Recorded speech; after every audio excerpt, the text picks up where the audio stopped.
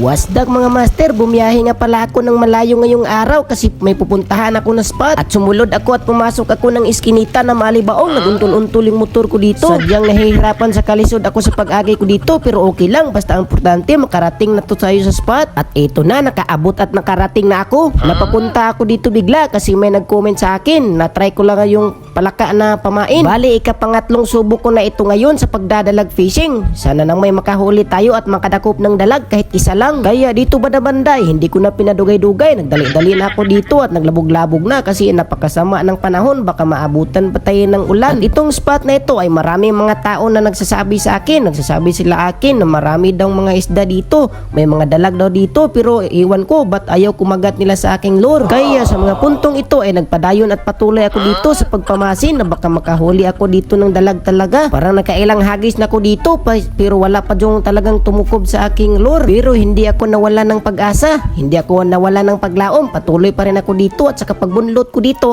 ay nakakuha siya ng udlot ng tangkong. Mabuti pa yung tangkong kahit walang baba ay kumagat siya, pumapaak siya sa aking lure na palaka. Minsan nga ay napapangutana ko ang sarili ko na bakit kaya yung ibang mga angler ay halos kada hagis nila ay may mga isda na kakagat. Pero kapag ako nang naghahagis kahit maraming isda sa spot ay wala talagang kakagat. Siguro ay natatakot at nahahadlok sila sa aking naong. Dito banda sa mga oras na ito ay parang naramdaman ko na yung pagsasawa. Parang malapit na akong magsasawa. Parang malapit na talaga akong mapupulaan sa paghagis-hagis kasi nangangalay na talaga yung aking mga kamay. Parang nawawala na talaga ako ng pag-asa na paglaom dito.